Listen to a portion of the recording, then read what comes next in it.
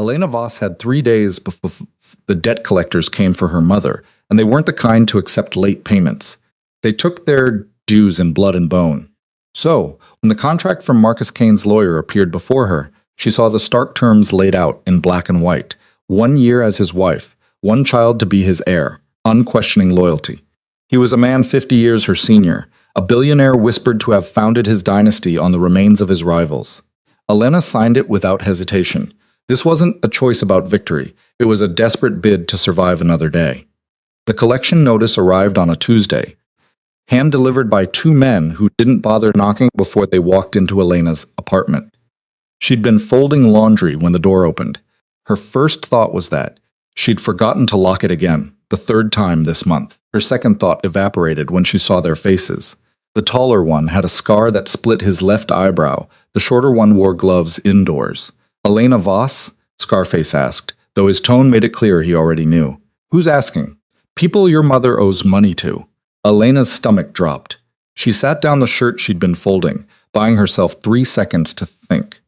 My mother doesn't live here. We know. The shorter one stepped further into the apartment, glancing around like he was appraising furniture. Nice place. Rent current. That's none of your business. Everything about you is our business now. Scarface pulled a folded paper from his jacket and tossed it onto the coffee table. Your mother signed a promissory note 6 months ago. $140,000. She's 3 months past due, and the interest compounds daily. Elena picked up the paper with numb fingers. The amount at the bottom made her vision swim. This is a mistake. My mother wouldn't. Your mother has a gambling problem. The shorter one interrupted. She's been working the casino circuit from here to Atlantic City. Blackjack, mostly some poker. She's not very good. I don't have this kind of money. We know that too. Scarface smiled, and it was the kind of smile that made Elena's skin crawl.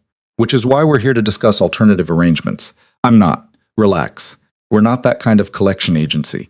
He tilted his head toward the door. But you've got 72 hours to come up with the full amount plus fees. After that, we start collecting in other ways. Your mother first, then anyone she cares about. They left without closing the door behind them. Elena stood frozen in her living room for a full minute before her knees gave out. She sat on the floor next to the laundry basket, staring at the notice, trying to understand how her life had imploded in the span of 5 minutes. Her mother had always been reckless, impulsive. But this was beyond anything Elena had imagined. She called her mother's cells, voicemail every time. By the 7th call, Elena was crying. The hospital shift that night was supposed to be easy. Post-op recovery, vitals checks, medication rounds.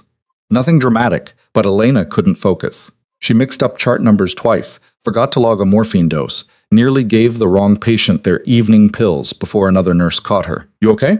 Chloe asked, pulling Elena aside near the supply closet. Fine. You don't look fine. I'm handling it. Chloe gave her that look, the one that said she didn't believe a word but wasn't going to push. If you need to talk, I don't. Elena finished her shift 20 minutes late and walked to the parking garage in a daze. Her car, a 15-year-old sedan held together by duct tape and prayer, barely started. The engine coughed, sputtered, then caught. She sat in the driver's seat with her hands on the wheel, staring at nothing. 72 hours. She didn't have $72, let alone $72,000. Her phone buzzed. Unknown number. She almost didn't answer. Then she thought about her mother and swiped to accept. Elena Voss. Yes. My name is Mr. Davies. I'm an attorney representing Marcus Kane. Mr. Kane would like to meet with you tomorrow morning at 9. A car will pick you up from your residence. I don't know anyone named Marcus Kane. He knows you. The car will arrive at 8:30. Please be ready. The line went dead. Elena sat in the parking garage for another 10 minutes trying to piece together what just happened. Then she pulled out her phone and searched Marcus Kane. The results made her stomach twist. Billionaire real estate shipping rumors of offshore accounts and shell corporations. A man who'd built an empire so vast that even the government didn't seem interested in looking too closely at how he'd done it, and he wanted to meet with her. But the car that arrived the next morning wasn't a car. It was a monument to excess. Black, sleek, with windows tinted so dark Elena couldn't see inside. The driver wore a suit that probably cost more than her monthly rent. He opened the rear door without a word.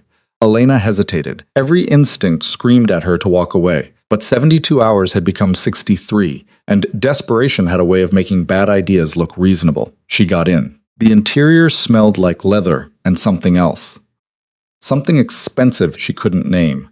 The seats were heated. There was a screen embedded in the back of the driver's seat, showing stock tickers and news feeds. They drove for 40 minutes, leaving the city behind. The buildings gave way to sprawling estates hidden behind gates and hedges. Old money, the kind of wealth that didn't advertise itself because it didn't need to. The car turned onto a private road lined with trees. At the end sat a mansion. No, calling it a mansion felt insufficient. It was an estate. Stone and glass and sharp angles perched on a hill like it was surveying everything below. The driver opened her door. Mr. Kane is waiting in the east study. Elena followed a woman in a crisp blouse and pencil skirt through hallways that seemed designed to intimidate. Marble floors, veinted ceilings, art that probably belonged in museums. They stopped in front of a heavy wooden door. The woman knocked twice, then opened it. "Miss Voss?" "Sir?" "Thank you, Clara." Marcus Kane stood near the window, backlit by morning sun. He was tall, broad-shouldered, with silver hair, and a face that looked like it had been carved from granite. He had to be in his 70s, but he moved like a man 20 years younger. "Sit," he said, gesturing to a chair across from his desk. Elena sat. He studied her for a long moment, and she forced herself not to look away. His eyes were dark, almost black, and they didn't blink. "You're wondering why you're here?" "Yes. Your mother owes a significant amount of money to people I do business with. They brought the matter to my attention.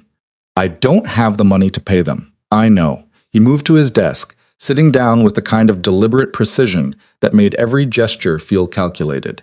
"But I'm prepared to settle her debt in full along with interest and fees."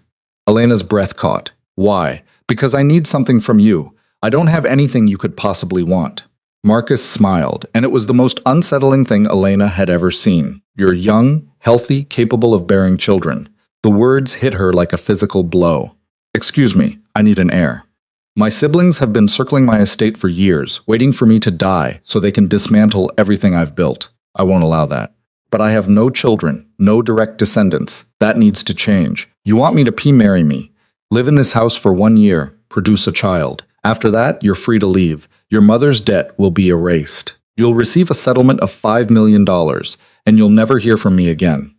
Elena stared at him, trying to process the insanity of what he was proposing. "You can't be serious. I'm always serious." How old are you?" 73.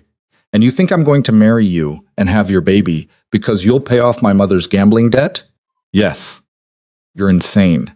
Marcus leaned back in his chair. "Perhaps. But you have 60 hours left before the people your mother owes start collecting. They won't be gentle. They won't be quick, and they won't stop with her." Elena's hands clenched in her lap. "This is extortion. This is business. You have something I need. I have something you need. We make an exchange. I'm not a commodity. Everyone's a commodity. The only question is price." He opened a drawer and pulled out a thick document, sliding it across the desk. "The contract outlines everything. Terms, conditions, expectations, read it. Take your time. My attorney will answer any questions. Elena didn't touch the contract. What if I say no? Then you leave, and in 60 hours, your mother dies." The bluntness of it knocked the air from her lungs. Marcus stood straightening his cuffs. "You're free to go. The car will take you home. You have until tomorrow morning to decide. If you agree, we'll proceed immediately. If not, this conversation never happened." He walked to the door, paused, looked back. "For what it's worth, Ms. Voss, I don't enjoy this, but necessity doesn't care about enjoyment." Then he left her alone in the study with a contract that felt like a death sentence. Elena didn't remember the drive home. She sat in her apartment, staring at the contract, reading it over and over until the words stopped making sense. 1 year complete marital duties. Produce a viable heir. No contact with outside parties without approval. Surrender of personal autonomy in exchange for debt relief and financial compensation. It was slavery dressed up in legal language. Her phone buzzed, her mother finally calling back. "Elena, sweetheart, I'm so sorry. Where are you?" "I'm safe. I'm staying with a friend. I heard some men came to your place. I didn't think they'd $140,000. Mom, what the hell were you thinking? I thought I could win it back. I was so close. You're always close. You're never actually there." Silence on the other end, then quietly. "I know. They gave me 72 hours. Now it's less than 60. I'll figure something out. I'll talk to them. Maybe if they don't want to talk. They want money or blood. Those are the options. Elena, I'm so sorry. I never meant for this to happen. Elena closed her eyes. I know. What are we going to do? That was the question, wasn't it? Elena looked at the contract again. At the clause about the child, at the settlement amount that would change her life forever, assuming she survived the year. I don't know yet, she said, but I'll handle it. You shouldn't have to, but I do, so I will. She hung up before her mother could apologize again. Then she sat on her couch in her tiny apartment with its peeling wallpaper and broken heater and tried to figure out if there was didn't end in disaster. The call came at 7 the next morning. Mr. Davies, Marcus's attorney, sounding far too awake for the hour. Miss Voss, have you reached a decision? Elena had been awake all night. She'd run every scenario, considered every option, looked for any possible escape route. There wasn't one. If I do this, she said slowly, I want a few changes to the contract, such as I want access to my own bank account. I want to be able to call my mother once a week, and I want a clause that says if he dies before the year is up, I'm not obligated to fulfill the contract with his estate. Silence. Then I'll discuss it with Mr. Kane and call you back within the hour. He called back in 30 minutes. Mr. Kane agrees to your terms. The car will arrive at 9 to bring you to the estate for the signing. Elena's hands shook. Okay. Welcome to the family, Miss Voss. The line went dead. Elena sat on the edge of her bed, staring at a reflection in the mirror across the room. She looked pale, tired, like someone who just agreed to sell her soul. Maybe she had. The signing happened in the same study where they'd first met. Marcus was there along with Mr. Davies and another attorney Elena didn't recognize. A notary stood off to the side, looking bored. The contract was thicker now, amendments added, clauses adjusted. Howard walked her through every page, explaining terms and language that somehow made everything sound even worse. Do you understand everything outlined here? Howard asked. Yes. And you're entering into this agreement of your own free will? Elena almost laughed. Free will? As if she had a choice. Yes. Then sign here and here, initial here. She signed over and over, page after page. When it was done, Howard collected the documents and nodded to Marcus. It's official. Marcus stood, extending his hand. Welcome to Kane Estate, Mrs. Kane. Elena shook his hand. His grip was firm, cold. Your belongings will be collected from your apartment this afternoon. Marcus continued. Clara will show you to your quarters. We'll have dinner tonight at 7 to discuss household expectations. Quarters? Your bedroom? We'll maintain separate rooms. Of course, this is a business arrangement, not a romance. Something about the way he said it made Elena's skin crawl. Clara appeared in the doorway, that same crisp efficiency radiating from her. If you'll follow me, Mrs. Kane. Elena followed. The bedroom quarters was bigger than her entire apartment. Floor-to-ceiling windows overlooked the estate grounds. A 4-poster bed dominated the space. The bathroom had a tub the size of a small pool. Your clothing will arrive by this evening, Clara said. If you need anything, there's a phone on the nightstand. Dial 0 for the main house staff. Thank you. Clara paused the door. A word of advice, Mrs. Kane. Don't wander the estate alone. Mr. Kane values his privacy. There are areas that are off limits. Like what? You'll know them when you see them. Then she was gone. Elena stood in the middle of the enormous room, surrounded by luxury she'd never asked for, and tried not to think about the fact that she'd just signed away the next year of her life, that dinner was worse than she'd imagined. The dining room could have seated 30 people. Instead, it was just her and Marcus at opposite ends of a table long enough to require shouting. A staff member, his name tag read Thomas, served the first course. Some kind of soup Elena didn't recognize. Marcus ate in silence. Elena tried the soup. It was good. She had no appetite. You'll meet with Dr. Albright next week, Marcus said abruptly. Elena looked up. Who? My personal physician. He'll conduct a full medical examination to ensure you're capable of carrying a pregnancy to term. Heat flooded her face. You can't be serious. It's in the contract. Page 17, section 4. I know what's in the contract. She set down her spoon. This is insane. You know that. Right? What I know is that I need an heir and you need your mother to stay alive. Everything else is, I'm not irrelevant. But Marcus looked at her then. Really looked at her, and for a moment she thought she saw something almost human in his expression. No, he said quietly. You're not. Then he went back to his soup and the moment passed. That night, Elena lay in the enormous bed and stared at the ceiling. She'd made the deal, signed the papers. There was no going back now. But as she drifted towards sleep, one thought kept circling through her mind. She didn't know if she'd survive this year, and she wasn't sure Marcus cared either way. The first week passed in a blur of medical appointments and paperwork.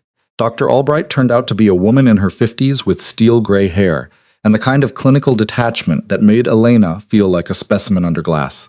The examination was thorough, invasive, and humiliating.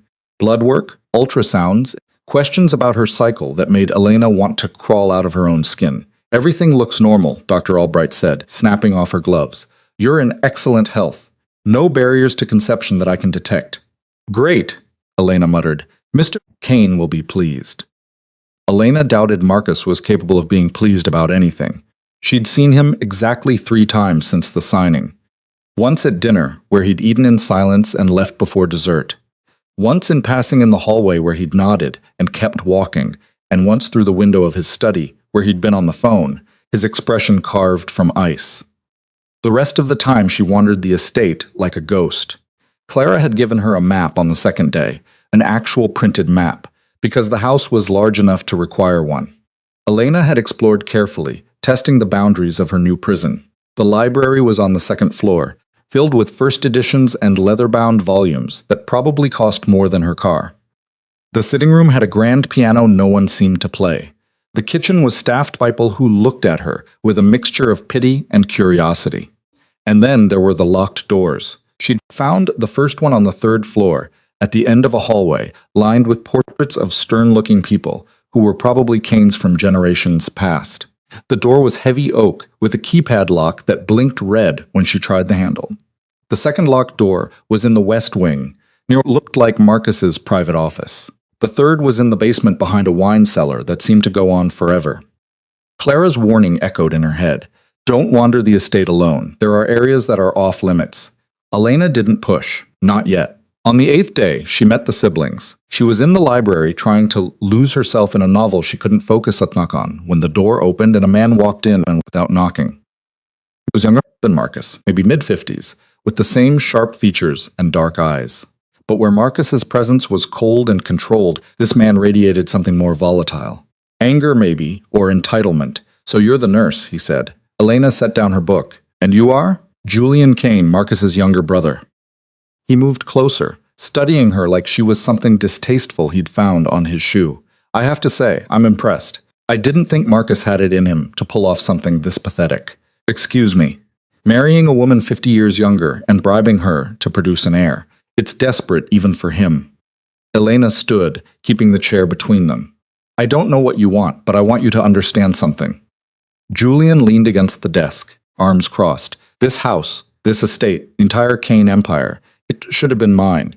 Marcus has had his turn. He's old. He's past his prime. But instead of stepping aside like a reasonable person, he's playing games. And you're the latest piece on the board. I'm not playing anything. Maybe not intentionally, but you're here, aren't you?" Signed the contract, took the money. "I didn't have a choice." Julian laughed sharp and bitter. "Everyone has a choice. You just picked the one that came with a paycheck." Before Elena could respond, another voice cut through the room. "Julian, that's enough." A woman stood in the doorway, tall and elegant, with auburn hair swept into a flawless twist. She wore a cream-colored suit that probably costs more than Elena made in 6 months. Julian straightened, his expression shifting to something more guarded. "Isabella, leave her alone. She's not worth your time." Isabella Kane moved into the room with the kind of grace that came from decades of high society training. She looked at Elena the way someone might look at a stray dog with vague distaste and zero interest. "You must be the bride," Isabella said. "I'd say congratulations, but we both know this isn't a marriage. It's a transaction." "Seems to be the theme around here," Elena said. Isabella's lips curved into something that wasn't quite a smile. Marcus has always been pragmatic. It's one of his few redeeming qualities. But don't mistake pragmatism for protection. The moment you stop being useful, you'll be discarded. Good to know. Is it? Isabella tilted her head.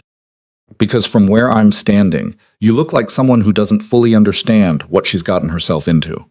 Elena met her gaze. I understand enough. Do you understand that Marcus has enemies? That his business dealings aren't exactly clean? That people would love to see him fall, and you're now tied to that fall? If you're trying to scare me, I'm trying to educate you. Fear is just a byproduct. Isabella adjusted her bracelet, a casual gesture that somehow felt threatening. Enjoy the house while you can, Mrs. Kane. I have a feeling your stay won't be as long as you think. She left, heels clicking against the marble floor. Julian lingered for a moment, his expression unreadable. For what it's worth, you seem decent. That'll make it worse when this all goes to hell. Then he followed his sister out, leaving Elena alone with her racing heart and the growing certainty that she'd walked into something far more dangerous than a business arrangement. Dinner that night was tense. Marcus sat at the head of the table reading something on his tablet, while Thomas served the first course. Elena picked at her salad, trying to find the right words. I met your siblings today, she said finally. Marcus didn't look up. I'm aware. They seem to think I'm some kind of pawn in whatever game you're playing with them. They're not wrong. The bluntness of it stung more than it should have. So that's all I am to you. A piece on a board. Marcus sat down his tablet, fixing her with that dark, unblinking stare. You're a solution to a problem. That's more than most people ever are. That's a terrible thing to say. It's an honest thing to say. I don't deal in pleasantries. Elena pushed her plate away. Your brother thinks he should have your empire. Your sister thinks I'm temporary, and you think I'm just a walking incubator. Is there anyone in this family who sees people as actual human beings? No. The answer came so quickly, so matter-of-factly, that Elena almost laughed. That's sad. That's survival. Marcus picked up his fork, returning to his meal. My father taught me early that sentiment is weakness. The moment you start caring about people beyond their utility, you give them power over you, and power is the only currency that matters. That's a lonely way to live. Loneliness is a small price for control. Elena studied him across the table. In the soft light of the dining room, he looked older, tired. The lines around his eyes were deeper than she'd noticed before. Do you ever regret it? She asked quietly. Living like this? Marcus's fork paused halfway to his mouth. For a moment, she thought he might actually answer. Then he set the fork down and stood. I'll be working late tonight. Don't wait up. He left her alone in the massive dining room, surrounded by empty chairs and the echo of her own questions. The nightmare started on the 10th night. Elena woke gasping, tangled in sheets that cost more than her old rent, with the phantom sensation of hands around her throat. In the dream, she'd been drowning, pulled under by something she couldn't see, couldn't fight. She sat up, trying to slow her breathing.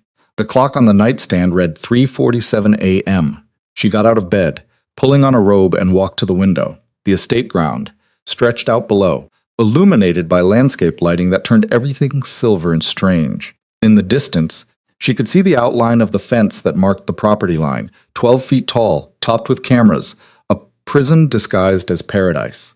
Her phone buzzed on the nightstand, a text from her mother. How are you holding up, sweetheart? Elena typed back. Fine. How are you? Better. I'm staying clean. Found a support group. I'm really going to change this time. Elena had heard that before, but she typed, I'm glad. I know this situation isn't what you wanted, but maybe it's not all bad. You're safe. You're taken care of. Safe. The word felt like a joke. Elena set the phone down without responding. She couldn't go back to sleep, so she wandered down the hallway, past the portraits of dead Canes toward the stairs. The house was different at night, quieter, but somehow more alive, as if the walls themselves were breathing. She ended up in the library again, drawn to the only space that felt remotely comfortable. She was reaching for a book when she heard it. Voices, low, angry, coming from somewhere below. Elena moved to the doorway, listening. The voices were muffled, but she could make out Marcus's tone, sharp, controlled, and another voice, unfamiliar, pleading, against every instinct, screaming at her to stay out of it.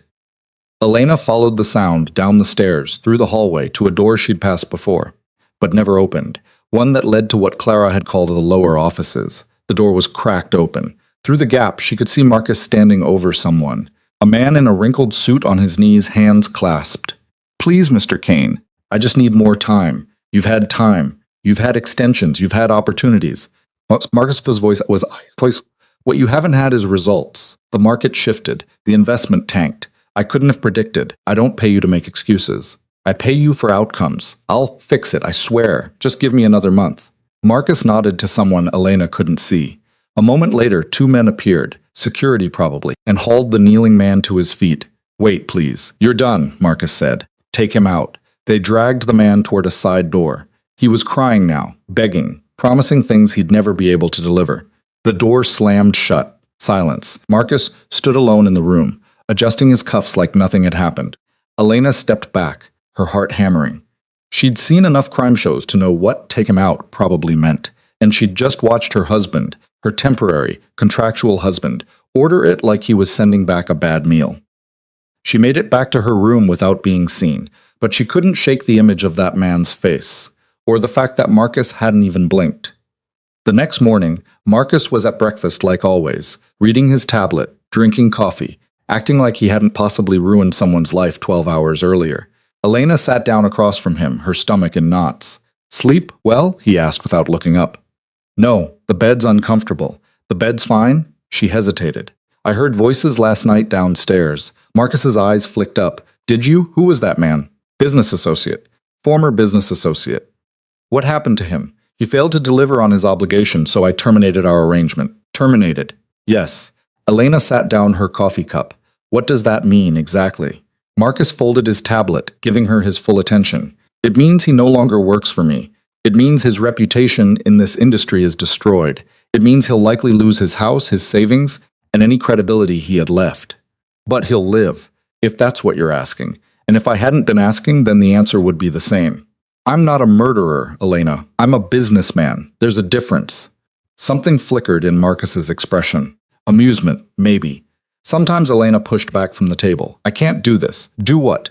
"Sit here and pretend this is normal, that you're normal, that any of this is okay." Marcus stood, moving around the table with that same deliberate precision. He stopped a few feet away, close enough that she could see the gray in his stubble, the way his jaw tensed. "You signed a contract," he said quietly. "You made a choice. You don't get to have second thoughts now. I didn't know what I was signing up for. Yes, you did. You just didn't want to believe it." He stepped closer. "I've never lied to you. I've never pretended to be something I'm not. This is who I am. This is the world you agreed to enter. If you can't handle it, that's not my problem." Elena's hand shook. "You're a monster." "Maybe, but I'm the monster keeping your mother alive." The words hit like a slap. Marcus turned and walked away, leaving her standing in the dining room, choking on her own anger and helplessness. She spent the rest of the day in her room, trying to figure out if there was any way to break the contract without signing her mother's death warrant. There wasn't. By evening, she'd cycled through every emotion. Rage, despair, resignation. She landed somewhere between numb and exhausted. A knock at the door pulled her from her thoughts. "Come in." Clara entered, carrying a garment bag. "Mr. Kane requests your presence at a business dinner tonight. 7. This is what you'll wear." She hung the bag on the closet door and left without waiting for a response. Elena unzipped the bag. Inside was a dress. Black, elegant, probably worth more than her car. It fit perfectly, which meant Marcus had her measurements, which meant he'd been planning this. She almost didn't go, but at 6:55, she put on the dress, fixed her hair, and walked downstairs. Marcus was waiting in the foyer, wearing a black suit that made him look even more intimidating than usual. "You look acceptable," he said. "Thanks. You look terrifying." The corner of his mouth twitched. "Good." The dinner was at a restaurant Elena had only ever seen in magazines, the kind of place where you needed a reservation 6 months in advance and a trust fund to afford the wine list. They were escorted to a private room where 3 men in expensive suits were already waiting. Marcus introduced her as his wife. The men looked at her with thinly veiled curiosity, but no one asked questions. The conversation was all business, shipping contracts, offshore accounts, regulatory loopholes. Elena sat quietly, picking at her food, feeling like an accessory. Halfway through the main course, one of the men, a balding executive with a smug smile, turned to her. "So, Mrs. Kane, what do you do?" "I'm a nurse." "A nurse? How quaint." He exchanged a glance with the others. "Must be quite a change going from bedpans to black-tie dinners." Elena smiled tightly. "You'd be surprised how similar they are. Both involve cleaning up other people's messes." The table went silent. Then Marcus laughed. Actually laughed. A sound so unexpected that everyone stared. "She's right," he said, raising his glass to messes. "And the people who cleaned them up." The tension broke and the conversation moved on. But under the table, Marcus's hand found hers. Just for a moment, a brief pressure before letting go. It wasn't affection. It was acknowledgement. And somehow that felt more significant than any words he could have said. They didn't speak on the drive home, but when they reached the estate, Marcus walked her to her door instead of disappearing into his study. "You did well tonight," he said. "I insulted your business partners. You were honest. That's rarer than you'd think in my world." Elena leaned against the door frame. Why did you bring me to that dinner? Because they needed to see you to understand that I'm serious about securing my legacy. So, I'm a prop. You're proof of what? Marcus hesitated, and for the first time since she'd met him, he looked uncertain, that I'm capable of thinking beyond myself. The admission hung in the air between them. Elena wanted to say something cutting, something that would hurt him the way he'd hurt her with his coldness. But standing there, seeing the exhaustion in his eyes, she couldn't summon the cruelty. Good night, Marcus. Good night, Elena.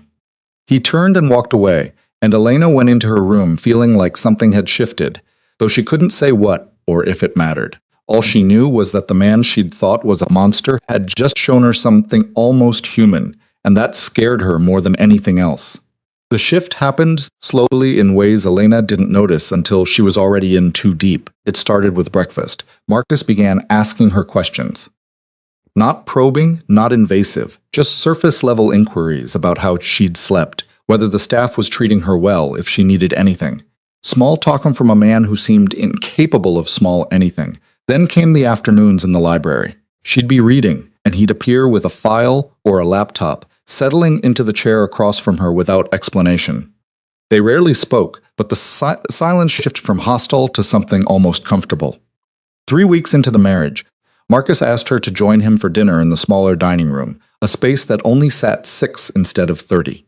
I'm tired of shouting across the table, he said. Elena didn't argue. They ate pasta that night, something simple. Thomas had made it from scratch, and it was better than anything Elena had ever tasted. Tell me about nursing, Marcus said halfway through the meal. Elena looked up, surprised. What do you want to know? Why you chose it? She set down her fork, considering I wanted to help people. I know that sounds naive, but it's true. I saw my grandmother die in a hospital where the nurses barely had time to check on her. I thought I could do better. Did you? Sometimes. Other times, I was just as stretched thin as everyone else. She took a sip of wine. Why do you care? I don't know much about you beyond what's in the contract. That seems like a deficiency. You never cared before. I care about things that affect my interests. You're carrying my child or will be. That makes you relevant. The clinical way he said it should have bothered her. But Elena's was getting used to Marcus's approach to everything. Brutal honesty wrapped in cold efficiency. What about you? She asked. How does someone end up building an empire like this? Marcus's expression didn't change, but something flickered in his eyes. Necessity. My father was a drunk who gambled away everything we had. By the time I was 16, we were living in a 2-room apartment with no heat. He died when I was 18. Liver failure. Left me with nothing but debt and a last name that meant even less than nothing. So, you built all this from scratch. I built it from anger. There's a difference. Elena studied him across the table. Do you still feel it? The anger. Every day. What are you angry at? Everyone. Myself, most of all. He refilled his wine glass. Anger is fuel. The moment it runs out, everything I've built collapses. That sounds exhausting. It is. They finished dinner in silence. But it wasn't the cold, distant quiet from before. It was something else. Something Elena couldn't quite name. But the gala invitation arrived on a Tuesday. Clara brought it to Elena's room along with the breakfast tray she'd started requesting, instead of facing the dining room alone. Mr. Kane wants you to attend this with him, Clara said, setting down an embossed card that probably costs more than most people's wedding invitations.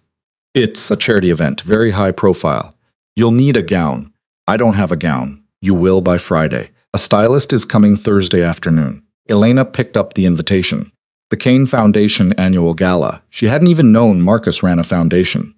What kind of charity? She asked. Children's hospitals, cancer research, scholarship programs. Mr. Kane funds quite a bit, though he doesn't advertise it. That surprised her more than it should have. Why not? Most rich people can't wait to tell everyone how generous they are. Clara's expression softened slightly. Mr. Kane doesn't do things for recognition. He does them because his mother died of cancer when he was 12 and his father couldn't afford treatment. She left before Elena could respond. Elena sat on the edge of her bed, holding the invitation, trying to reconcile the man who'd coldly destroyed a business associate's life with the man who quietly funded cancer research in his mother's memory. The contradictions were giving her whiplash. Stylist was a tiny woman named Margot who swept into the estate like a hurricane, trailing assistants and garment bags. She took one look at Elena and clapped her hands. Oh, wonderful. You have good bone structure. This will be easy. The next 3 hours were anything but easy. Elena was poked, measured, draped in fabrics, and lectured on posture. Margot rejected 7 gowns before finding one that made her gasp. This is it. Elena looked at herself in the mirror. The dress was midnight blue, almost black, with a neckline that was elegant without being revealing. It fit like it had been made for her because Elena realized it probably had been. "Mr. Kane will be very pleased," Margot said. "I'm not dressing for him." Margot smiled knowingly. Of course not. That the night of the gala, Elena stood in front of her bedroom mirror, barely recognizing herself. The dress, the hair swept up in a way that took the stylist 40 minutes to achieve. The makeup that somehow made her look like a different person while still looking like herself. She looked like she belonged in Marcus's world. The thought terrified her. A knock at the door pulled her from her reflection. "Come in." Marcus entered, and for a moment he just stood there looking at her. He was in a tuxedo, perfectly tailored, devastatingly sharp, but it was his expression that caught Elena off guard. He looked almost surprised. "You look." He stopped, seeming to search for the word. "Appropriate." Elena almost laughed. "High praise coming from you." "I'm not good at compliments," I noticed. He crossed the room, pulling something from his pocket. "I have something for you." It was a jewelry box. Small velvet, the kind that held something expensive. Elena opened it carefully. Inside was a necklace, a single sapphire pendant on a platinum chain. Simple, elegant, probably worth more than her student loans. "I can't accept this. It's not a gift. It's costuming. You're my wife. You need to look the part." He took the necklace from the box and moved behind her. His fingers were warm against her neck as he fastened the clasp. For a moment they stood there, his hands on her shoulders, her reflection meeting his in the mirror. "Thank you," Elena said quietly. Marcus stepped back, breaking the moment. "The car is waiting." The gallows was held at a museum downtown, the kind of place where even the air felt expensive. They arrived fashionably late. Marcus helped her out of the car, his hand firm on her elbow as they walked up the red carpet. Cameras flashed. People shouted questions. Marcus ignored all of it, guiding her through the chaos with practiced ease. Inside, the main hall had been transformed into something out of a dream. Crystal chandeliers, ice sculptures, a string quartet playing in the corner. Waiters circulated with champagne and hors d'oeuvres that were more art than food. "Stay close," Marcus murmured. "And if anyone asks uncomfortable questions, deflect." "What kind of uncomfortable questions?" "Any questions?" They made it approximately 12 minutes before the first confrontation. Julian appeared with a woman on his arm, blonde, tall, wearing a dress that left very little to the imagination. Marcus, Elena. Julian's smile was razor sharp. "What a lovely couple you make." Almost believable. "Julian," Marcus said evenly, "I have to admit, I'm impressed you got her to come to this circus. Does she know yet that everyone here thinks she's a gold digger?" The woman on Julian's arm giggled. Elena felt heat crawl up her neck. "I don't really care what anyone thinks." "That's good because they're all thinking it." Julian leaned closer. "Tell me, how much did he pay you? Because if it's the standard rate, you got ripped off." Marcus's hand tightened on Elena's arm. "That's enough." "Is it? I'm just making conversation, getting to know my new sister-in-law. You're being an ass. I'm being honest. There's a difference." Isabella materialized beside them, wearing red like a declaration of war. "Julian, stop antagonizing them. It's boring." She turned to Elena, though he's not wrong. "Everyone is talking about you, the nurse who married a billionaire 50 years her senior. It's quite the story." "I'm glad we're entertaining," Elena said. "Oh, you're more than entertaining. You're fascinating, like watching a car crash in slow motion." Marcus stepped between them. "If you two are finished, we're just getting started," Isabella said. "But don't worry, we'll save the real fireworks for later." She walked away, Julian trailing behind her, leaving Elena shaking with suppressed rage. "Ignore them," Marcus said quietly. "Easy for you to say.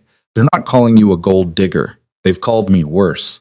"Like what?" "Ruthless, heartless, a cancer on the business community." He guided her toward the bar. "You learn to stop listening." They ordered drinks. Elena downed hers faster than she should have. The rest of the evening blurred together. Introductions to people whose names Elena forgot immediately. Small talk about nothing. Fake smiles and practiced pleasantries. Marcus never left her side, his presence a shield against the worst of the scrutiny. But Elena could feel the stares, the whispers, the judgment from every corner of the room. By the time dinner was announced, she was ready to leave. They were seated at a table near the front. Marcus's name was on everything. The placard, the program, that massive banner, thanking major donors. Elena realized this wasn't just a gala, it was a demonstration of power. Halfway through the meal, the MC took the stage. And now, I'd like to invite our most generous benefactor to say a few words. Mr. Marcus Kane, please join me. Applause rippled through the room. Marcus stood buttoning his jacket and walked to the stage with that same controlled precision. He took the microphone, looking completely at ease in front of 300 people. Thank you all for coming tonight, he began. I won't keep you long. I know you're here for the food and the open bar, not my speeches. Polite laughter. This foundation was created in memory of my mother, who died when I was young, because we couldn't afford the treatment that might have saved her. Every dollar raised tonight goes toward ensuring that no child faces that same choice, that no family has to watch someone they love die because of a number on a bill. His voice was steady, emotionless. But Elena saw the way his jaw tightened, the way his fingers gripped the microphone just a fraction too hard. I'm often asked why I give so much to this cause. The answer is simple. I can't bring my mother back, but I can make sure her death meant something. He paused, scanning the crowd. His eyes found Elena's. Recently, someone reminded me that legacy isn't just about what you build. It's about what you leave behind.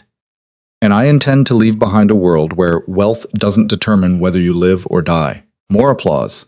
Marcus returned the microphone and walked back to the table, settling into his seat like he hadn't just revealed something deeply personal to a room full of strangers. Elena looked at him, questions piling up in her mind.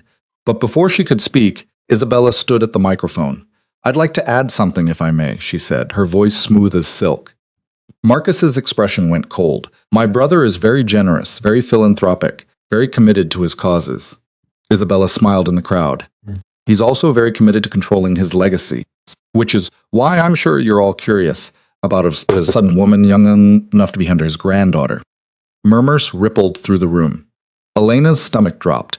Now, I don't mean to be indelicate, Isabella continued, but I think it's important for everyone here to understand the truth. Marcus's marriage isn't about love. It's about producing an heir. It's about ensuring that his empire doesn't fall into the hands of his siblings. Isabella, Marcus said, his voice cutting across the room. Sit down. Why are you ashamed? You shouldn't be. It's actually quite clever. Desperate, but clever. She pulled something from her purse, a folded document. In fact, I have proof, a copy of the marriage contract, complete with clauses about producing a child within 1 year, financial compensation upon completion, and my personal favorite, the requirement that Elena Voss submit to marital duties as needed. Gasps echoed through the ballroom. Marcus stood, his face carved from stone.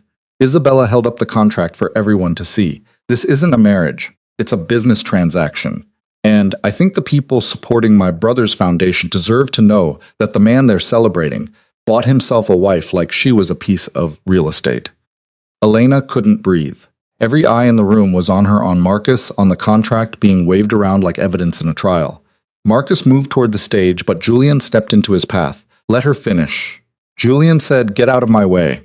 Or what? You'll ruin me like you've ruined everyone else who crossed you. The room erupted into chaos. People were standing, talking, shouting questions. Cameras flashed. Someone grabbed a microphone and started demanding answers. Elena sat frozen, the weight of 300 stares, crushing her. Then Marcus was there, pulling her to her hurt feet. We're leaving, Marcus now. He guided her through the crowd, ignoring the questions, the accusations, the demands for explanation. Security appeared, creating a barrier between them and the chaos. They made it to the car. The driver pulled away from the curb as reporters swarmed. Inside the vehicle, silence.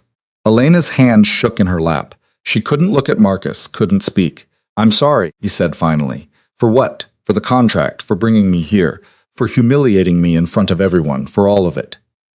Elena let out a broken laugh. Your sister just told 300 people that you bought me. She couldn't finish the sentence. She's trying to destroy me, and she's using you to do it. Well, it worked. Marcus's jaw clenched. No, it didn't. How can you say that? She has the contract. She has proof. By tomorrow, this will be everywhere. Let it be everywhere. What? Marcus turned to look at her, and his expression was harder than she'd ever seen it. They want a war. Fine, we'll give them one, but we do it together, and we don't back down. Elena stared at him, trying to process what he was saying. You want to fight this? I want to win. There's a difference. Marcus, this isn't something you can just bulldoze through. Your sister has evidence. She has leverage, and I have resources, lawyers, influence, money. He leaned closer. What I need to know is whether you're willing to stand with me or if you're going to run. Elena's throat tightened. Every instinct screamed at her to get out, to walk away from this disaster before it consumed her. But then she thought about her mother, about the debt that still hung over both their heads, about the fact that she'd signed a contract and accepted the terms, about the fact that somewhere in the past month she'd started to see Marcus as more than just a cold, calculating businessman. "I'm not running," she said quietly. Marcus's expression softened barely, but enough. "Good." The car pulled up to the estate. They walked inside together, past staff who pretended not to stare, up the stairs to the second floor. At Elena's door, Marcus paused. "Tomorrow it gets worse," he said. "The media will tear us apart. My siblings will push harder. People will demand answers. I know. And you're still willing to stay?" Elena met his eyes. "I signed a contract, remember? I don't back out of deals." Something like a smile crossed Marcus's face. "Neither do I." He turned to leave, then stopped. "Elena, yes. You were right earlier about what you said at dinner. Legacy isn't just about what you build. It's about what you leave behind." He looked at her, and for the first time she saw something other than ice in his expression. "I think I'm starting to understand that." Then he was gone, disappearing into his wing of the house, leaving Elena standing in the hallway with her heart racing, and the terrifying realization that she was in far deeper than she'd ever intended to be. The headlines is hit before dawn. Elena woke to her phone buzzing like a swarm of angry bees, texts from numbers she didn't recognize, emails flooding her inbox, notifications from social media accounts she'd forgotten she had. She made the mistake of opening one. Billionaires bought bride. Inside Marcus Kane's shocking marriage contract, the article had photos from the gala. Her and Marcus entering together, Isabella holding up the contract, a zoomed-in shot of Elena's face frozen in what looked like horror. The comment section was worse. "Gold digger. He's old enough to be her grandfather. Disgusting. She signed up for this. No sympathy." This is what happens when women sell themselves. Elena threw her phone across the room. It hit the wall and clattered to the floor, screen cracked but still buzzing. She sat on the edge of the bed, hands shaking, trying to remember how to breathe. A knock at the door made her flinch. Elena. Marcus's voice, calm as ever. "I'm coming in." He didn't wait for permission. He entered carrying a tablet and 2 cups of coffee, setting them on the nightstand before sitting in the chair near the window. He looked like he'd been awake for hours, showered, dressed, ready to face whatever war was coming. "I take it you've seen the news," he said. "Hard to miss. It's bad. I noticed." Marcus handed her one of the coffee cups. "My legal team is already drafting responses. We're filing defamation suits against 3 publications. Isabella and Julian will be facing their own legal consequences for leaking a private contract. That won't stop people from thinking I'm a prostitute. No, it won't." He took a sip of his coffee. "But it will make them think twice before printing lies." Elena laughed bitter and sharp. "Except it's not a lie, is it? I did sign a contract. I did agree to marry you for money. The only difference is the phrasing. Oh, the difference is consent. You made a choice with full knowledge of the terms. That's not prostitution. That's a business arrangement. Tell that to the internet." Marcus set down his cup. "I need you to listen to me very carefully. What happens next will determine whether we survive this or whether my siblings win. And I don't intend to let them win. What are you talking about? Isabella and Julian are pushing for a legal review of our marriage.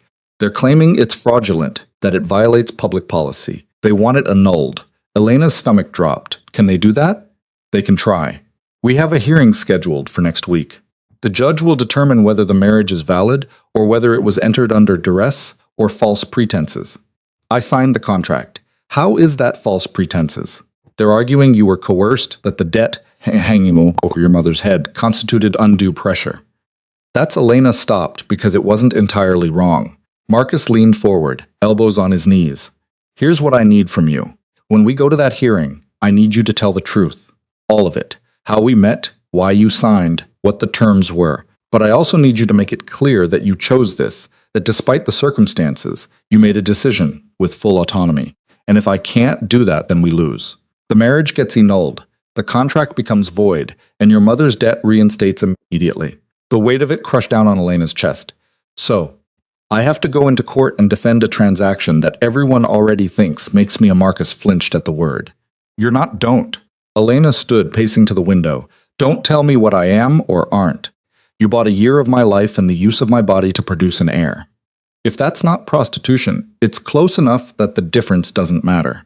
Silence filled the room. Then Marcus spoke, his voice quieter than she'd ever heard it. I never thought of it that way. Of course you didn't, because to you, this was just another business deal, another problem solved with money. That's not fair, isn't it? Elena turned to face him.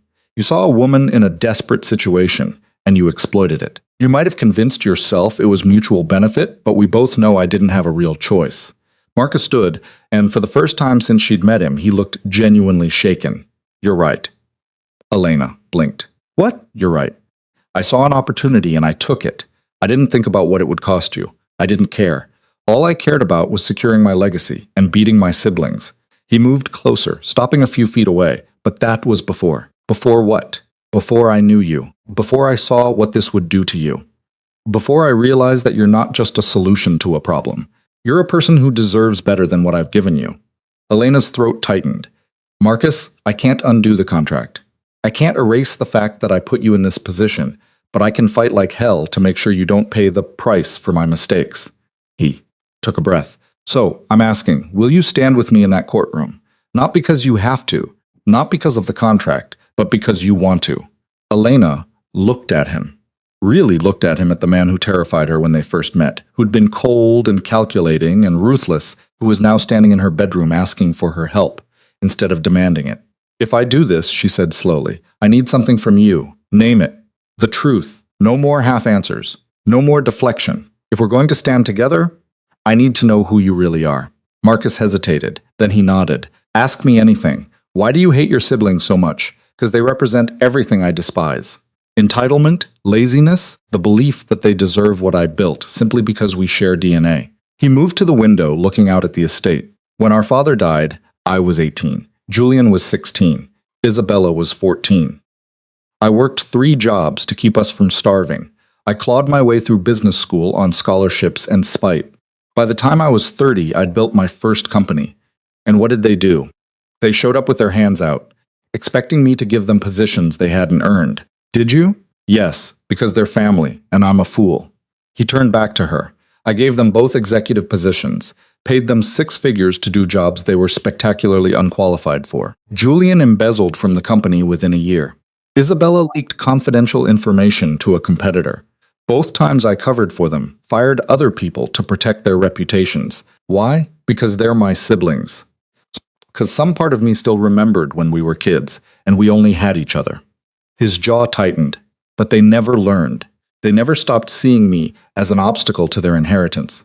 So when I decided to marry and produce an heir, they saw it as the ultimate betrayal. Elena absorbed this. Do you love them? I don't know. I'm not sure I'm capable of love. Everyone's capable of love, are they? Marcus looked at her with those dark, unblinking eyes. I've spent 50 years building walls, turning myself into something that can't be hurt or manipulated or destroyed.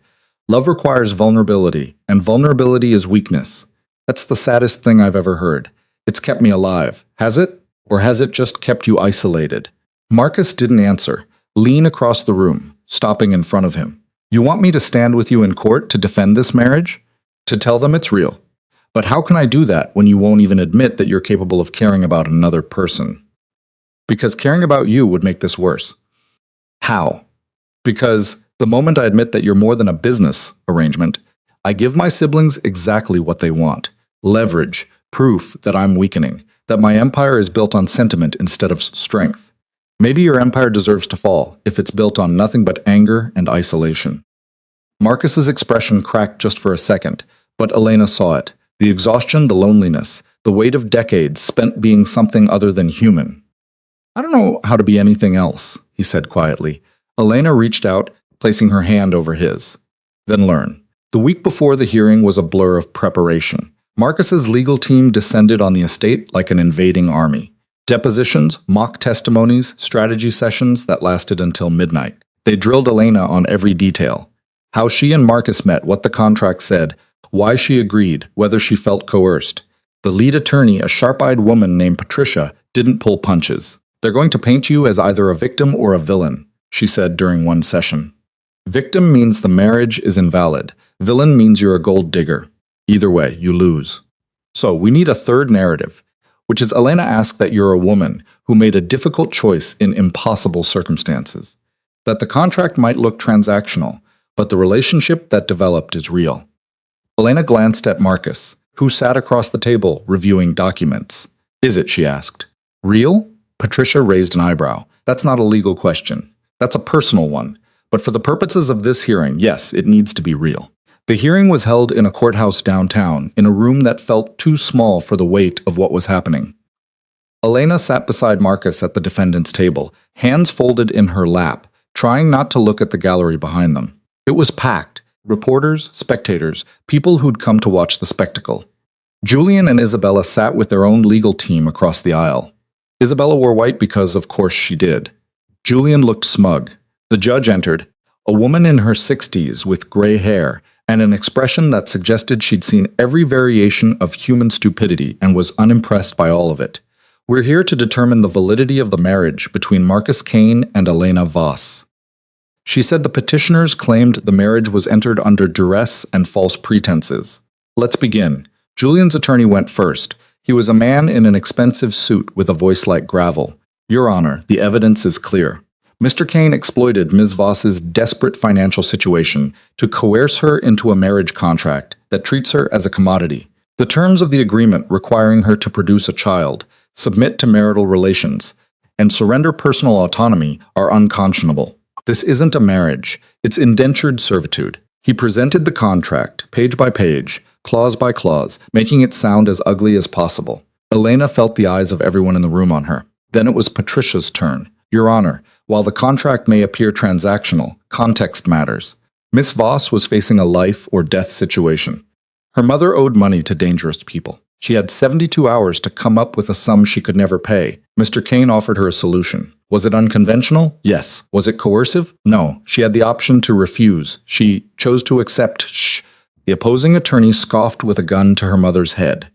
Not a literal gun, a debt. There's a difference, is there? The judge raised her hand. I'll hear testimony from the parties involved. Miss Voss, please take the stand. Elena's legs felt like water as she stood.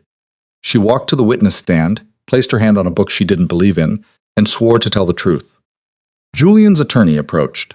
Miss Voss, when Mr. Kane first presented you with the contract, did you feel you had a choice? Elena took a breath. No. Murmurs rippled through the gallery. Can you explain? My mother owed $140,000 to people who were going to kill her if I didn't pay. I had no way to get that money. So when Marcus offered to clear the debt in exchange for a year of marriage, it felt like my only option. So you were coerced. I was desperate. There's a difference. Is there? Elena met his eyes. Yes. Coercion means I had no agency. Desperation means I weighed my options and chose the least terrible one. I signed that contract knowing exactly what it said. I agreed to the terms with full understanding of what they meant. Even the term requiring you to produce a child? Pete crawled up Elena's neck. Yes. And you don't consider that exploitative? I consider it a condition of an agreement I chose to accept. The attorney paced. Ms. Voss, isn't it true that you're currently living in Mr. Kane's estate? That he controls your finances? That you have limited contact with the outside world? I have my own bank account. I call my mother weekly and I choose to stay in the house because it's part of the arrangement I agreed to. An arrangement that treats you as property. An arrangement that saved my mother's life. Patricia stood. Objection. Counsel is badgering the witness. Sustained. Move on. The attorney switched tactics. Miss Voss, do you love your husband? The room went silent. Elena looked at Marcus. He sat perfectly still, his expression unreadable. She thought about the dinners they'd shared, the conversations in the library, the way he'd stood beside her at the gala even as his world fell apart, the quiet moments when she'd seen glimpses of the man beneath the armor. I don't know, she said honestly, but I respect him and I trust him, and that's more than most marriages start with. The attorney looked like he wanted to press further, but the judge waved him off. Mr. Kane, you're next. Marcus took the stand with that same controlled precision he brought to everything. Julian's attorney went straight for the throat. Mr. Kane, you're 73 years old. Your wife is 24. Don't you find that problematic? I find it irrelevant. You don't think the age difference affects the power dynamic? Every relationship has a power dynamic. Age is just one factor. Did you target Miss Voss specifically because she was vulnerable? I targeted her because she had something I needed, and I had something she needed. That's called negotiation. You call it negotiation. Most people call it exploitation. Marcus's expression didn't change. Most people have the luxury of moral superiority because they've never had to make impossible choices. Is that what you tell yourself? That you're just making hard choices? I tell myself the truth. She needed money. We made a deal. If that makes me a villain in your eyes, I can live with that. The attorney pulled out a document. Mr. Kane, isn't it true that you've been attempting to conceive a child with Ms. Voss as required by the contract? Marcus's jaw tightened. That's none of your business. It's absolutely our business if we're determining whether this marriage is legitimate or transactional. Patricia objected. The judge overruled. Marcus looked at Elena. Something passed between them. An understanding maybe, or just exhaustion. No, he said. We haven't, the room erupted. Why not? The attorney demanded. Because despite what that contract says, I'm not a monster. I won't force her into something she's not ready for. But the contract was written when I thought marriage was purely transactional. I was wrong. Julian shot to his feet. Your Honor, he's lying to save face. The judge slammed her gavel. Sit down, Mr. Kane. You'll have your chance, Marcus continued, his voice steady. I entered this marriage with specific expectations. I thought I could treat it like any other business arrangement. But Elena isn't a contract. She's a person. And somewhere along the way, I started seeing her that way. So, you admit the marriage started as a fraud. I admit it started as a transaction, but it became something else. When? Marcus looked directly at Elena. I don't know. Somewhere between dinner conversations and watching her stand up to people who tried to intimidate her. Somewhere between seeing her compassion for patients she'll never meet again and hearing her defend a marriage everyone told her to abandon. Elena's breath caught. Mr. Kane, the attorney said slowly. Are you saying you have feelings for your wife? Marcus's expression softened in a way Elena had never seen. I'm saying I care what happens to her, that I want her to be happy, that if she walked out tomorrow, I wouldn't blame her, and I'd spend the rest of my life regretting that I didn't realize sooner that she deserves better than what I offered her. The courtroom was dead silent. Even Julian looked stunned. The judge leaned back in her chair, studying both of them. I'm going to take a recess, she said. We'll reconvene in 1 hour.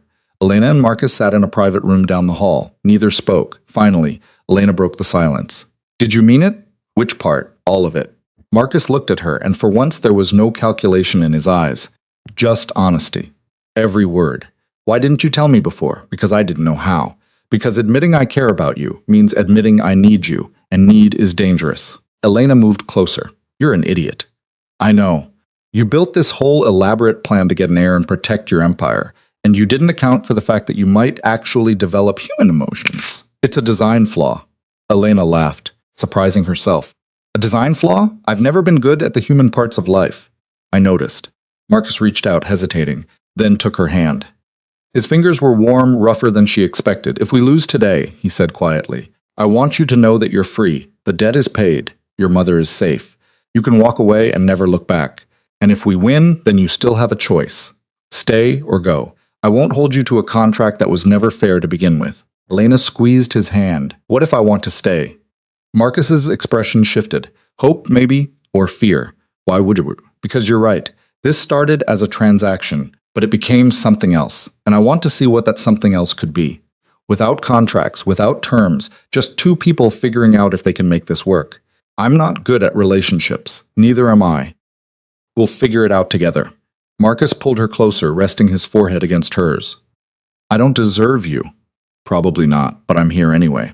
They sat like that until the baff knocked, calling them back to court. The judge returned with a folder and an expression that gave nothing away. I've reviewed the testimony and evidence, she said. This is a complicated case.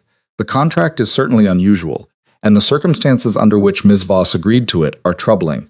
But after hearing both parties speak, I'm convinced of one thing. This marriage, however it began, is no longer purely transactional. Julian started to protest. The judge silenced him with a look. The law recognizes many kinds of marriages. Some are for love, some are for convenience, some are for citizenship or financial stability. What matters is whether both parties entered willingly and whether they continue willingly.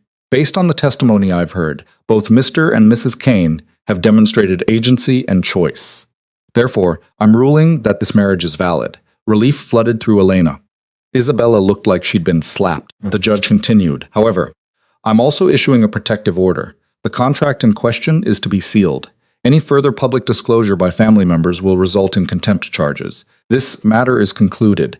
The gavel came down. It was over. Marcus stood helping Elena to her feet. They walked out together, past reporters shouting questions, past Julian and Isabella glaring daggers into the sunlight outside the courthouse. We won, Elena said, still processing.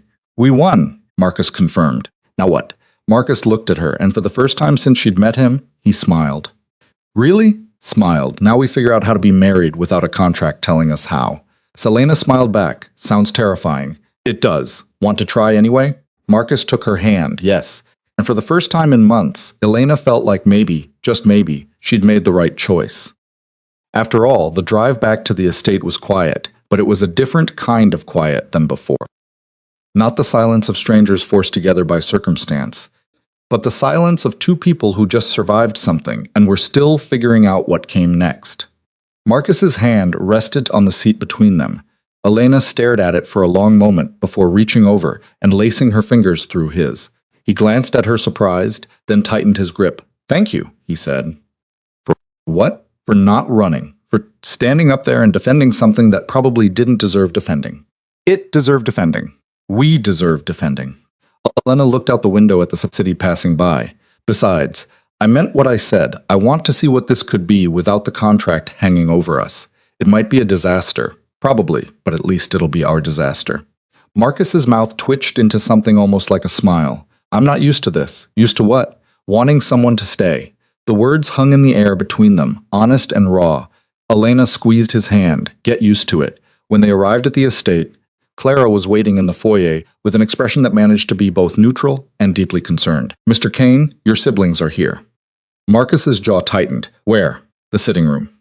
They insisted on waiting. Of course they did. He looked at Elena.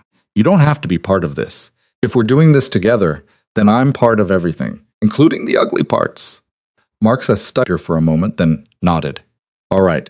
They found Julian and Isabella in the sitting room, looking like they've been waiting to pounce. Julian was pacing.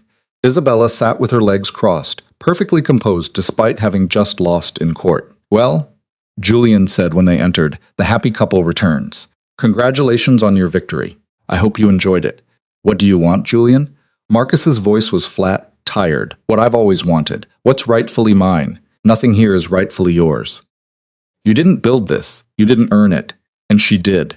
Julian gestured at Elena. Some nurse you picked up because you needed a womb. Marcus moved so fast that Elena barely saw it. 1 second he was standing beside her. The next he had Julian by the collar, slammed against the wall. Say one more word about my wife, Marcus said, his voice deadly calm. Go ahead, I'd love an excuse. Isabella stood. Marcus, let him go. Give me a reason. Because we're family. Marcus laughed sharp and bitter. Family. You two have spent the last decade trying to destroy me. Stealing from my company, leaking my contracts, dragging my marriage through the courts, and you want to play the family card now. We wanted what should have been ours from the beginning. Isabella said, you built an empire and shut us out. I gave you both positions you didn't deserve. I covered for your mistakes. I protected your reputations when you didn't deserve protection. And you repaid me by trying to take everything I worked for, because you never saw us as equals. Always the big brother, always the one in control. Marcus released Julian, shoving him away. You're right. I don't see you as equals because you're not. You're entitled children in adult bodies who think the world owes you something just for existing. Julian straightened his jacket, his face flushed with anger. We'll see how long your little victory lasts. We're not done. Yes, you are. Marcus pulled an envelope from his jacket pocket. I had my lawyers draw these up this morning. Severance packages, 10 million each. In exchange, you both sign away any claim to the Kane estate, the company, the foundation, everything. You take the money and you disappear from my life. Isabella stared at the envelope like it was a snake. You're buying us off. I'm giving you a choice. Take the money and build your own lives. Or keep fighting and lose everything, because I promise you, if you come at me again, I won't be merciful. I'll destroy you both so thoroughly that no one will even remember your names. Julian snatched the envelope, tearing it open. His eyes scanned the papers inside. This is insulting. It's generous. More than you deserve. We could get more if we keep fighting. You could get nothing if you keep fighting. The court sided with me. Public opinion is turning. Your credibility is shot. Take the deal or walk away with nothing. Your choice. Isabella stood, moving to Julian's side. She read over his shoulder, her expression unreadable. We need time to think about this, she said finally. You have 24 hours. After that, the offer expires. Marcus gestured toward the door. Now get out of my house. Julian looked like he wanted to argue, but something in Marcus's expression must have warned him not to push. He turned and walked out, Isabella following. When they were gone, Elena let out a breath she didn't know she'd been holding. Do you think they'll take it? She asked. Isabella will. She's smart enough to know when she's lost. Julian will fight it, but she'll convince him. Marcus moved to this window, watching the car disappear down the driveway. Either way, it's over. They can't hurt us anymore. Elena walked up behind him, wrapping her arms around his waist. He stiffened for a moment, then relaxed into her touch. You're not alone anymore, she said quietly. You know that, right? Marcus turned, pulling her close. I'm starting to. The next few weeks were strange. Good. Strange, but strange nonetheless. Without the looming threat of court battles and family sabotage, the estate felt different, lighter, like a prison slowly transforming into an actual home. Marcus started coming to breakfast.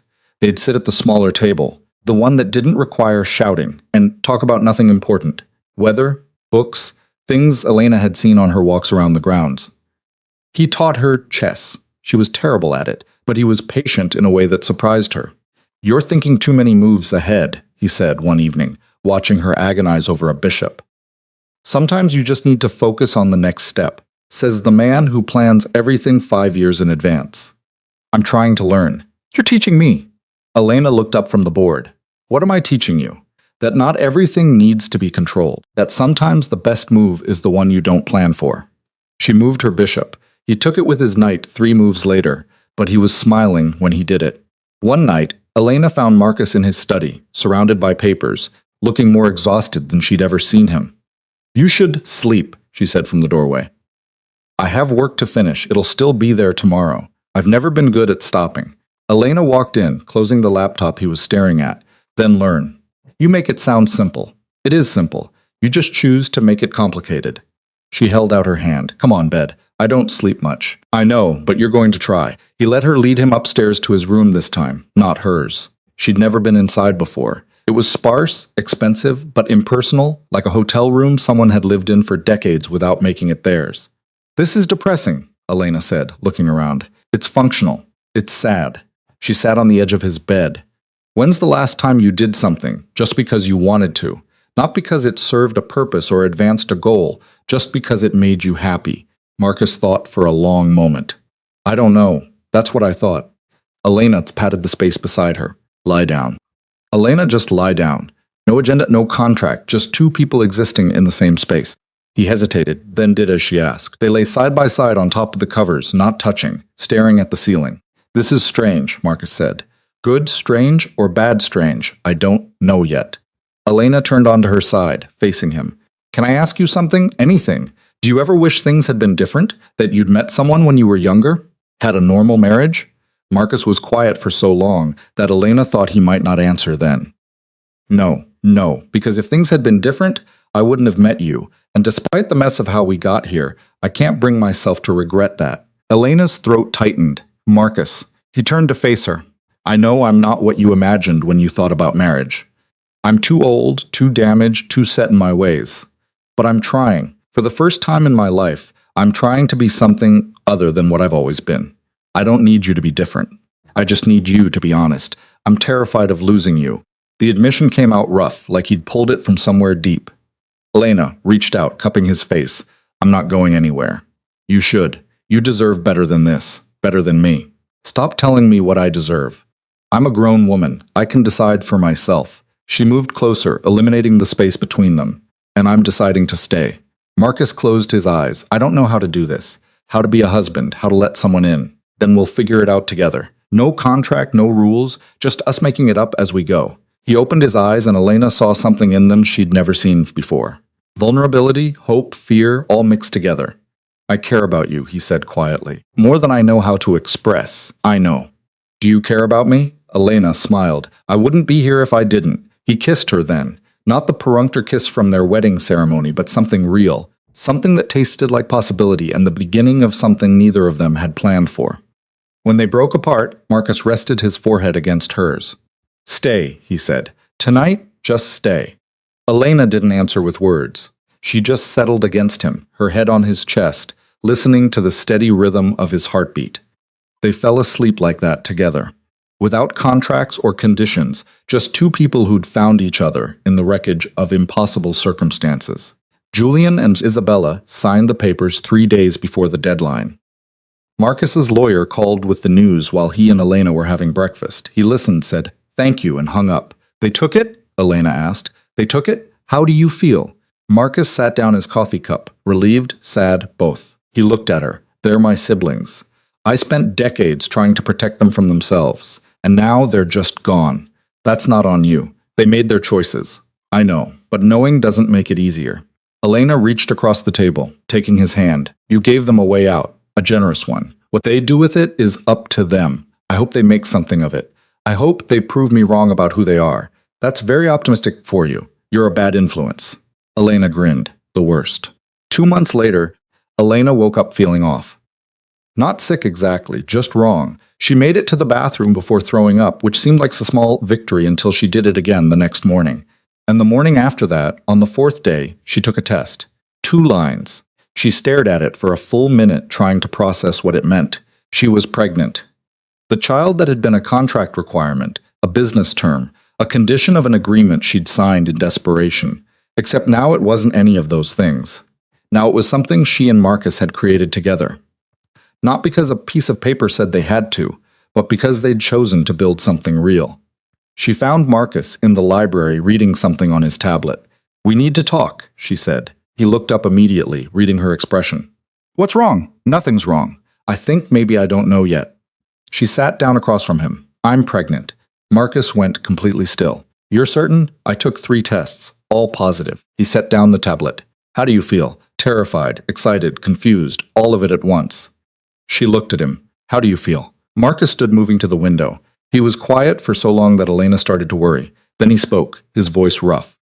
When I wrote that contract, I thought of a child as a solution, a chess piece, something to secure my legacy and keep my siblings from destroying everything I'd built. He turned to face her. But now I can't stop thinking about what kind of father I'll be, whether I'm capable of loving something that much, whether I'll fail this child the way my father failed me. Elena stood crossing to him. You won't. You don't know that. Yes, I do. Because you're already worried about it. Your father didn't worry. He just drank and gambled and gave up. You won't do that. How can you be sure?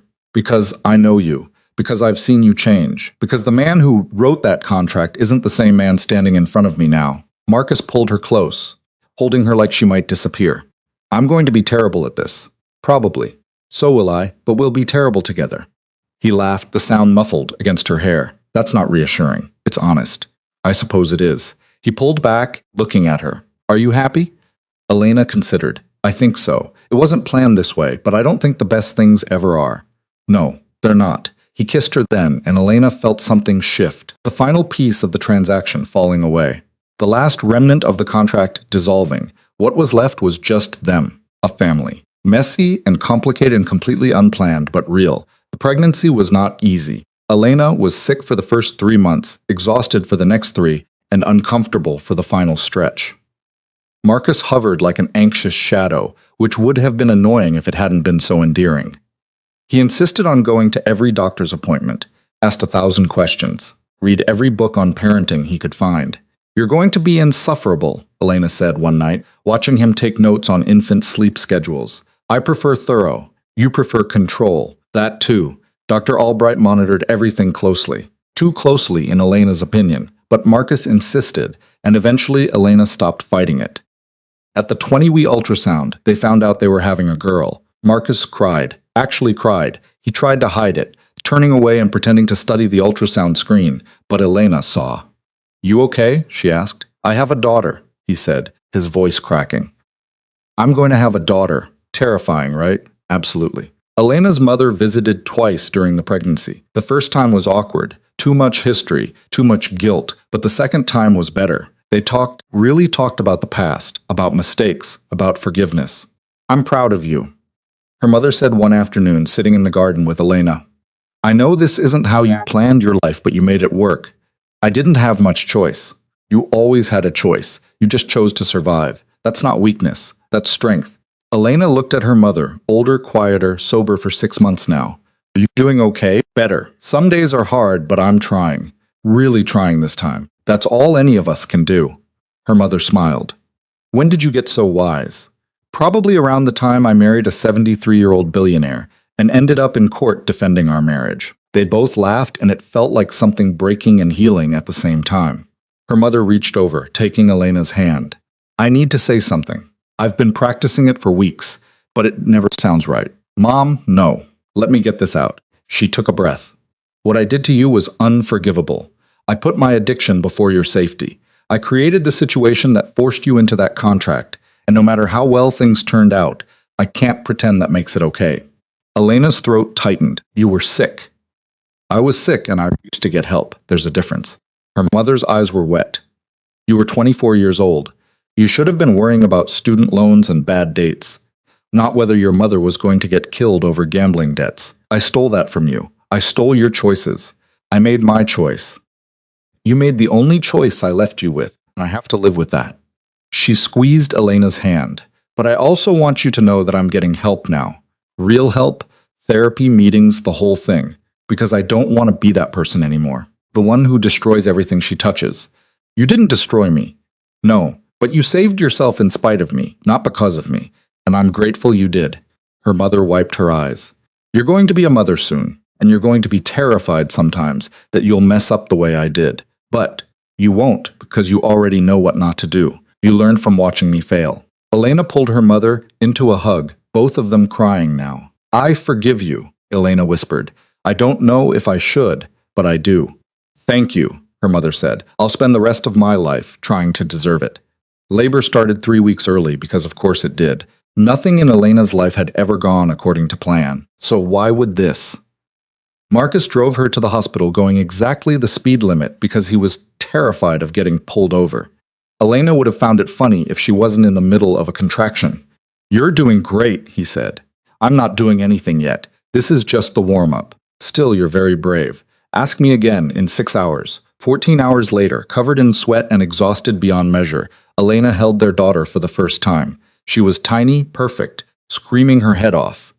She has your temper? Elena said, looking at Marcus. He was staring at the baby like she was a miracle, like he couldn't quite believe she was real. What should we name her? He asked. They debated names for months without settling on anything. Now, holding her daughter, Elena knew. Grace, she said. Her name is Grace. Marcus's eyes shone. Grace. Yes, he held his daughter for the first time, and Elena watched something in him break open. All the walls, all the armor gone. What was left was just a man holding his child, crying without shame. I'm going to mess this up, he whispered, probably. But you'll love her while you do it. That's what matters.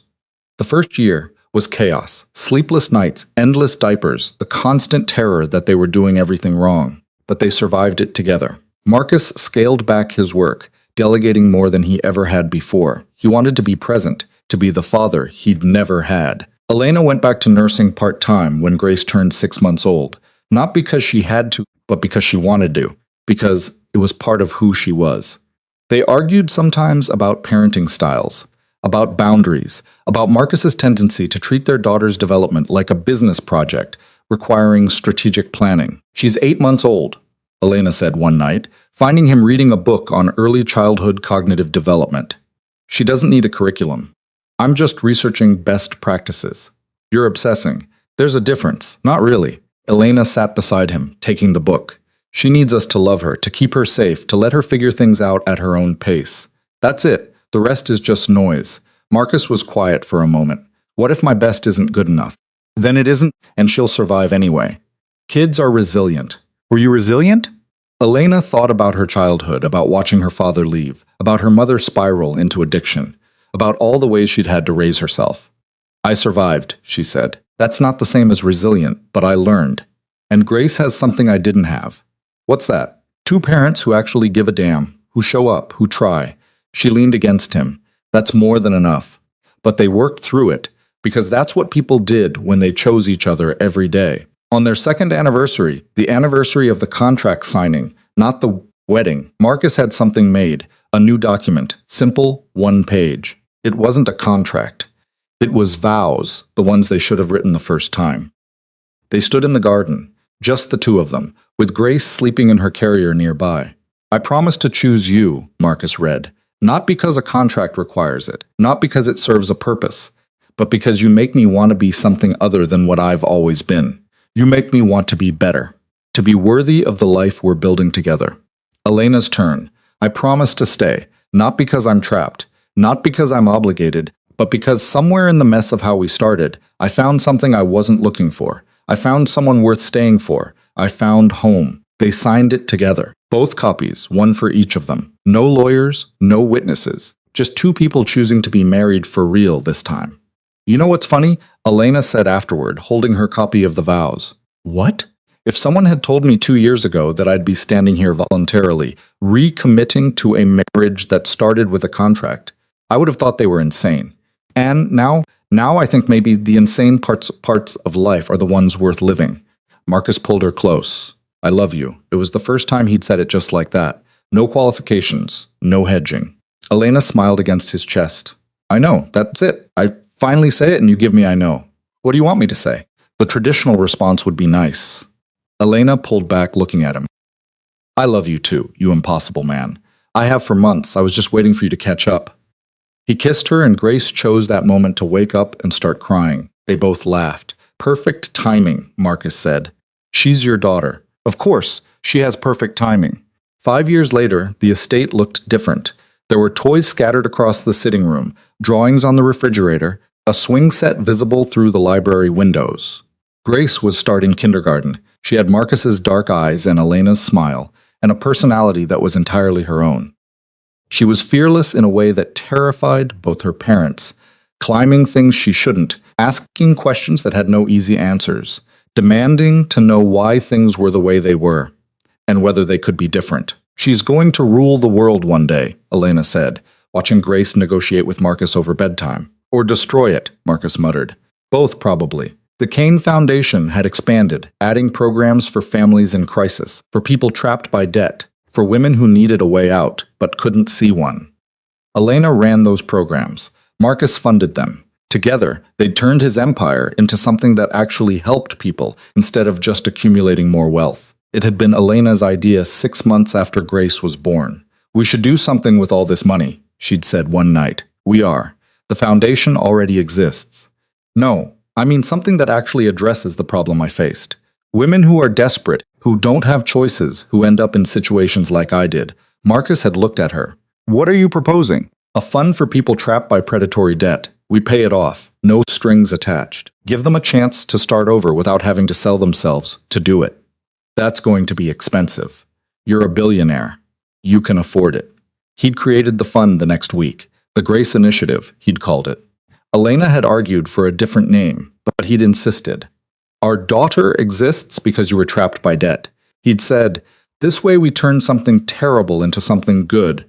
We make sure other people don't have to make the choice you did. They'd helped 300 families in the first year, double that in the second. By year 5, the fund had expanded to include job training, housing assistance, and legal aid. Elena met with recipients regularly, heard their stories, watched them rebuild their lives. It didn't erase what had happened to her, but it meant something. It meant the worst moment of her life had led to something that mattered. Julian had moved to Europe, started a tech company. From what Elena heard, he was doing well. They exchanged Christmas cards now, polite distance instead of active hostility. Last year, he'd sent a gift for Grace, a stuffed animal and a note that said, I'm sorry for being an ass trying to be better. Uncle Julian.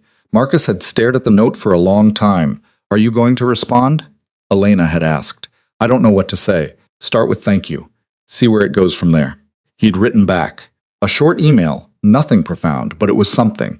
Isabella had married someone age-appropriate and was running a consulting firm. She'd sent a gift when Grace was born. A peace offering, maybe, or just acknowledgement that the war was over. She and Marcus had lunch occasionally now, Tentative, careful, but real. I never thought I'd see you two in the same room without lawyers present, Elena had said after the first one. Neither did I, Marcus admitted. But she's trying and I'm trying. That's more than we've managed in 30 years. One evening after Grace was in bed, Elena found Marcus on the terrace looking out at the grounds. "What are you thinking about?" she asked, joining him. "How strange life is. How one desperate decision can lead to everything changing. Regrets? None."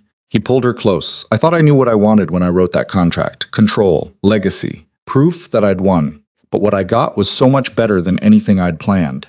"What did you get? A life. A real one with mess and noise and someone who calls me on my nonsense." He kissed the top of her head. "I got you and Grace, and a reason to be something other than angry all the time." Elena leaned into him. "You know what the funny thing is? What? I hated you when we met. I thought you were a monster. Cold, calculating, incapable of basic human emotion. I was all those things. Maybe. But you were also lonely and scared, and trying so hard to protect yourself that you forgot how to actually live." She looked up at him. "I'm glad you let me in. I didn't have much choice. You're very persistent." "Damn right I am." They stood there as the sun set, casting everything in gold. Two people who'd started with a contract and ended with something that had no terms, no conditions, no expiration date. Just love, messy and imperfect, and completely theirs. "Do you ever think about what would have happened if you'd said no?" Marcus asked. "If you'd walked away that day?" "Sometimes, but not often." "Why not?" "Because it doesn't matter. I didn't walk away. I signed the contract, and that decision led here to this life, to Grace, to you." She turned to face him. "I'm not going to spend my life wondering about roads I didn't take. I'd rather focus on making this road worth traveling." Marcus smiled, and it still surprised her sometimes how that cold face could soften into something warm. "You're a better person than I am," he said. "I'm really not. I'm just better at pretending. I don't think that's true." "It is. You want to know what I think about sometimes late at night when I can't sleep?" "What?" "I think about how easy it would have been to hate you. To blame you for everything, to spend this whole marriage being miserable and counting down the days until I could leave." She paused, and some part of me wonders if that would have been easier, if choosing to love you made me weak. Marcus pulled back slightly, looking at her. "Do you really think that sometimes when I'm tired, when Grace has been crying for 3 hours and I haven't slept in days, when I remember that I'm married to someone who could buy and sell entire companies without blinking? Yeah. Sometimes I think it would have been easier to stay angry. But you didn't. No, I didn't, because anger takes more energy than love, and I was too tired to sustain it." She touched his face. "You want to know what I learned from all this? Tell me that people aren't simple, that someone can be ruthless and kind at the same time, that the worst circumstances can lead to the best outcomes. That love doesn't have to start perfectly to end up real." Thus, Marcus was quiet for a long moment. "You're right. You don't, but I'm here anyway, and you're stuck with me. Good." Grace would grow up knowing her parents' story one day. The contract, the court battle, the way love sometimes happened in the strangest circumstances. Elena had already decided how she'd tell it, not as a fairy tale, not as something romantic or beautiful, but as the truth that her mother had made terrible choices. That Elena had been forced into an impossible situation, that Marcus had exploited her desperation, even if he'd convinced himself it was mutual benefit, that the beginning had been ugly and unfair and wrong, but that somewhere in the middle they'd found a way to make it right. Not by pretending the contract had never existed, but by choosing to build something better on top of it. That was the lesson she wanted Grace to learn. Not that love conquered all, not that everything happened for a reason, but that people could choose to be better than their circumstances. That mistakes could be acknowledged without being defining. That even relationships that started in darkness could find their way to light if they were willing to do the work. If they chose each other every single day, even when it was hard, especially when it was hard. "She's going to ask about the contract one day," Elena said. "When she's older, she's going to want to know how we really met." "What will you tell her?" "The truth, that you needed an heir and I needed money, that we made a deal, that it wasn't romantic or beautiful or anything like the story she'll read in books. And then I'll tell her that real love doesn't always start with fairy tales. Sometimes it starts with desperation and bad choices and two people who didn't know any better. But if you're lucky and if you're willing to work for it, it can become something worth keeping." Marcus pulled her closer. I like that story. Yeah. It's honest. And honesty is the only thing that lasts. They stayed on the terrace until the stars came out, until Grace called for them because she'd had a bad dream and needed her parents. They went to her together, climbed into her small bed, one on each side, holding her between them until she fell back asleep. And lying there in a bed meant for a child, in a house that had once felt like a prison, Elena thought about the strange path that had led her here. She thought about the nurse she'd been, exhausted, broke, drowning in circumstances she couldn't control. She thought about the contract she'd signed, the words that had felt like shackles, like selling pieces of herself she'd never get back. She thought about Marcus as he'd been then, cold, calculating, convinced that everything could be solved with money and power. And she thought about who they'd become. Not perfect, not healed, not some inspirational story about overcoming adversity, just two damaged people who'd found each other in the wreckage and decided to build something anyway. That was the real story. Not that love saved them, but that they'd saved themselves together. And maybe that was enough.